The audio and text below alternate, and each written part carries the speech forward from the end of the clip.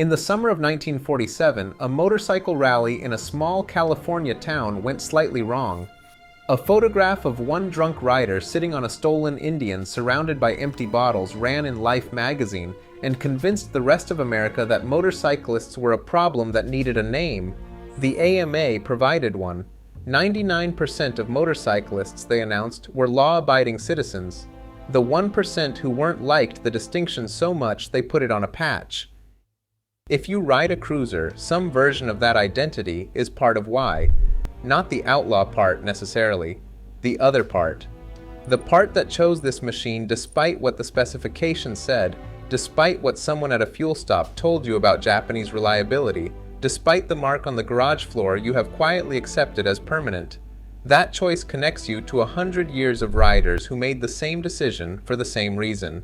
This video is about why that reason has never changed, and why every corporation, every Japanese manufacturer, and every government regulation that tried to change it found out, eventually. In 1957, Harley-Davidson introduced a motorcycle that nobody, including Harley-Davidson, could have predicted would become the defining gateway machine of American cruiser culture. The Sportster was not designed to be a cruiser, it was not designed to be entry-level, it was designed to beat the British. By the mid-1950s, Triumph and BSA twins were arriving in American showrooms and demonstrably outperforming Harley's larger machines on the road. Harley's answer was a lighter, faster motorcycle built around an overhead valve 45 cubic inch engine. The first Sportster was, by the standards of its era, a serious performance machine.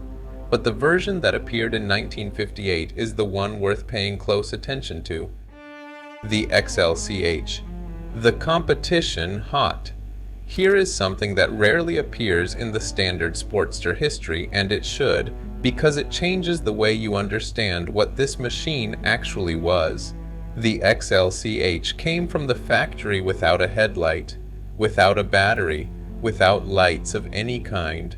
It had a magneto ignition because it was designed to be kick-started on a scramble course, ridden hard for a measured distance, and stopped. Street legality was not the point. Winning was the point. Think about what that actually means. The motorcycle that became the entry point for millions of American riders into Harley ownership, the bike that introduced more people to the brand than any other model in the company's history, started as a competition machine that was literally not legal to ride on a public road. The transition from that machine to the cultural icon it became is not a straight line. It is the story of what happens when a performance motorcycle falls into the hands of a culture that was already building its own aesthetic from scratch, and decides that the machine, stripped down further, modified, chopped and raked and lowered, fits the philosophy it has been developing since the veterans came home from the war. The Sportster did not arrive in cruiser culture. Cruiser culture arrived in the Sportster and made it mean something its engineers had never intended. Some of you have owned a Sportster, or still do. You know what it is to kickstart one in a cold morning and feel the engine find its idle, that uneven loping beat that no Japanese four-cylinder has ever replicated. Leave what year yours was in the comments. The Sportster's history is partly in the factory records and partly in those memories, and both halves matter. By the 1960s, what had started in garages and at roadhouses had acquired a name, a look, and a mythology that was beginning to spill out of the subculture and into the mainstream. The chopper was the bobber taken further. Where the bobber removed what was unnecessary, the chopper added what was deliberate. Extended forks, raised handlebars, raked frames. The visual language shifted from functional minimalism to something closer to sculpture. These were motorcycles that made a statement before they moved. In 1969, that statement reached the largest audience it had ever had.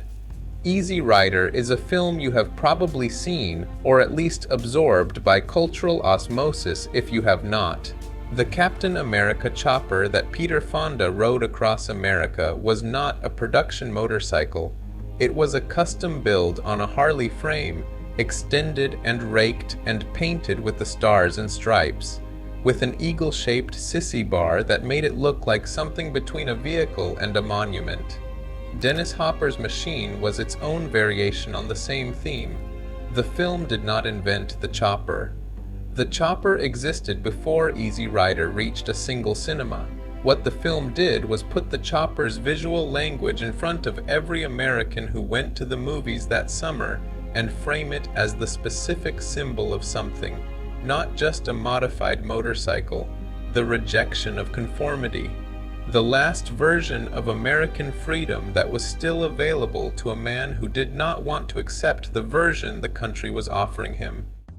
Here is what I find genuinely remarkable about this moment. The culture that Easy Rider put on screen was simultaneously a counterculture statement and a deeply American one. The machine at the center of it was built on American engines, drawing on American military history, expressing an American idea of what personal freedom meant. The chopper was the rebellion, and the rebellion was wrapped in the flag.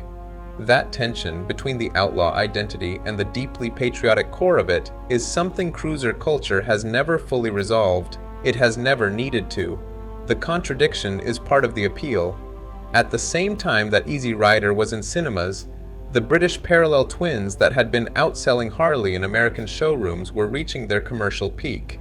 The Triumph Bonneville and the BSA Lightning were fast, light, and refined in ways the heavier American machines were not.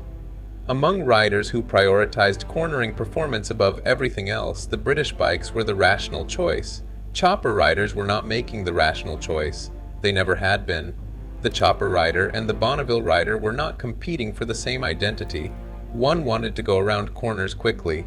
The other wanted to make a statement at a standstill. Both knew exactly what they wanted. In the early 1980s, something happened that should have been impossible.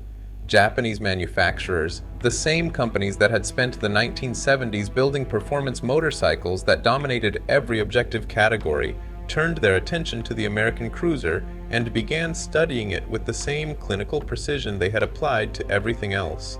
What they were studying was not a motorcycle.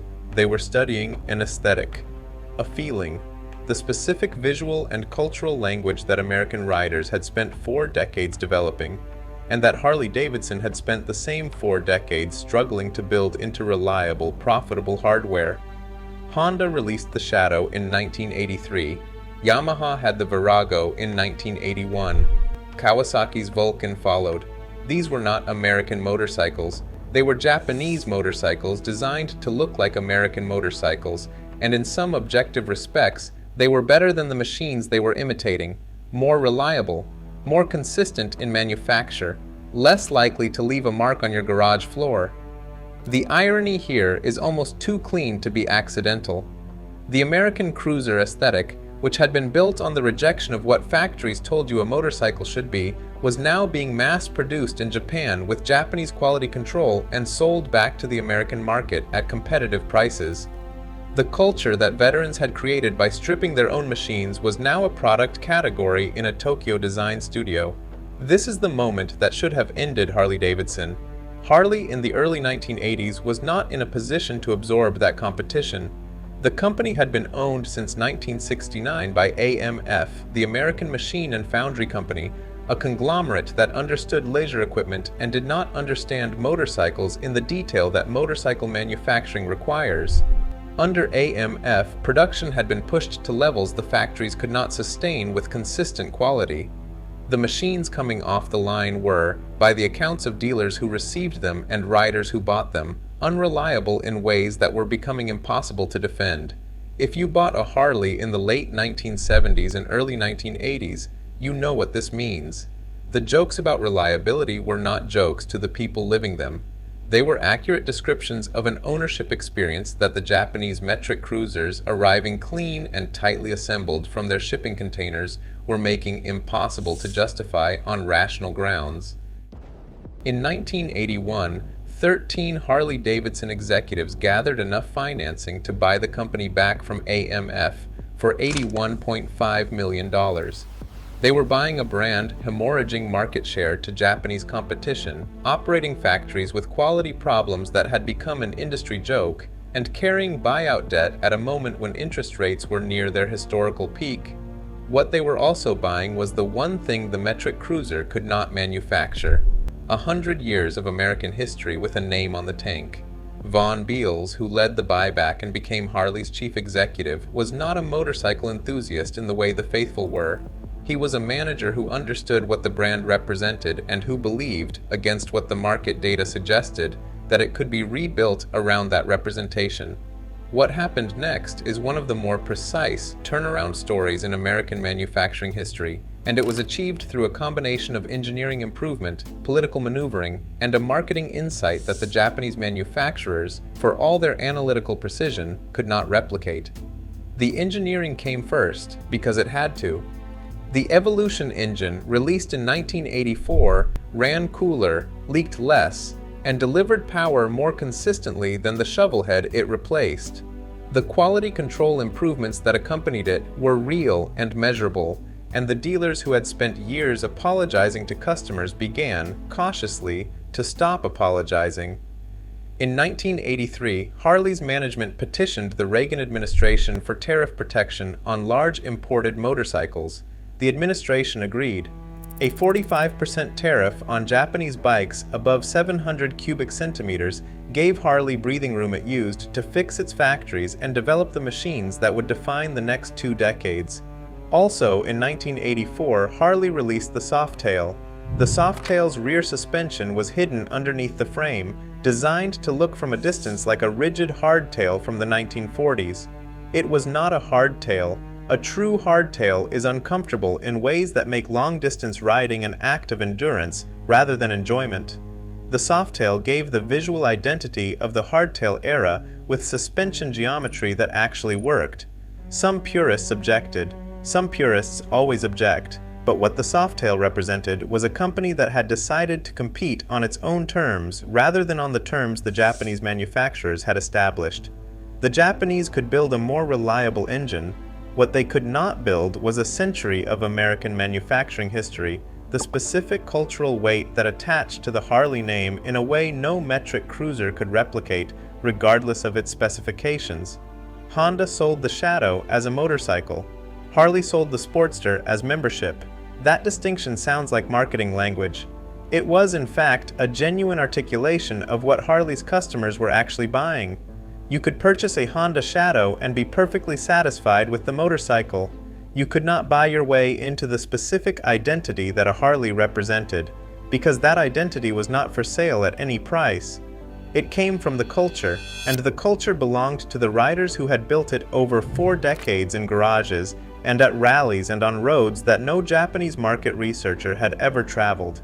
In 1987, Harley petitioned the Reagan administration to remove the tariffs a year ahead of schedule because the company believed it was strong enough to compete without them and wanted to demonstrate that publicly. They were right. Stand at any fuel stop on any cruiser route today and listen to what the conversation is actually about. Not the horsepower figures, not the displacement comparisons, the conversation underneath the specs. There is an argument that surfaces in forums and comment sections and around fuel pumps with a consistency that should tell you something about what is actually at stake. The argument is about what a cruiser is supposed to be in an era when emissions regulations have opinions about the engine, traction control systems have opinions about the throttle, and ride-by-wire has opinions about every input between the rider and the road. One side of this argument goes like this. The cruiser was always about the raw, mechanical experience. No interference between the rider and the road. No computer mediating the relationship between the throttle and the wheel. The veteran who stripped the fenders off his Indian in 1946 was not asking for assistance. He was removing assistance. The entire philosophy of the cruiser, the thing that separates it from every other motorcycle category, is the direct experience. Unfiltered, unmediated, and if that means you have to develop the skill to manage the machine, then developing that skill is part of what you signed up for. One of your own viewers put this more plainly than most industry analysts have managed. I want a bare-bones motorcycle, no ride modes, no ABS, no traction control. That is 20 words containing an entire philosophy.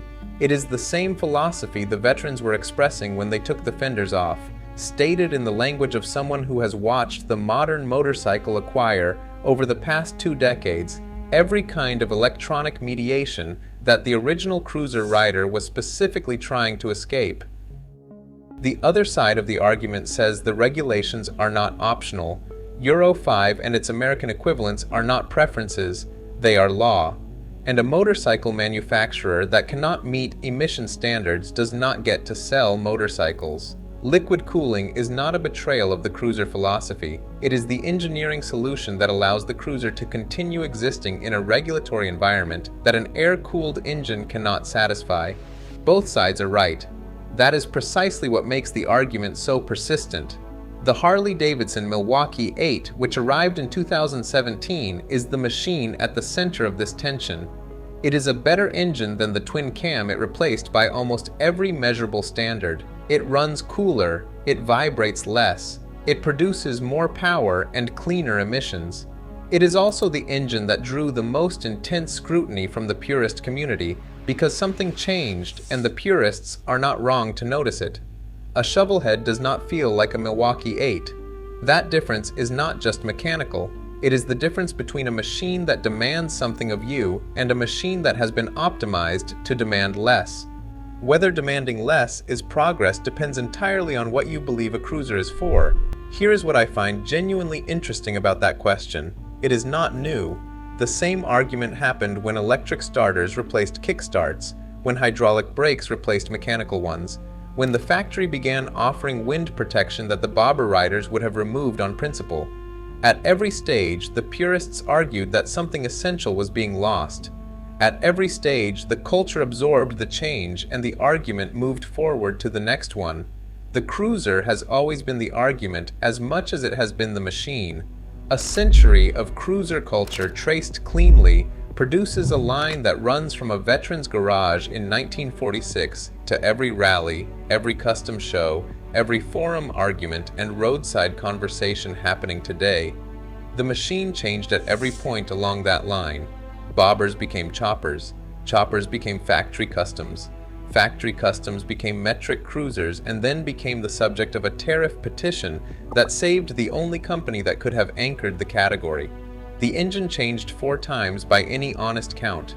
The frame evolved. The electronics arrived.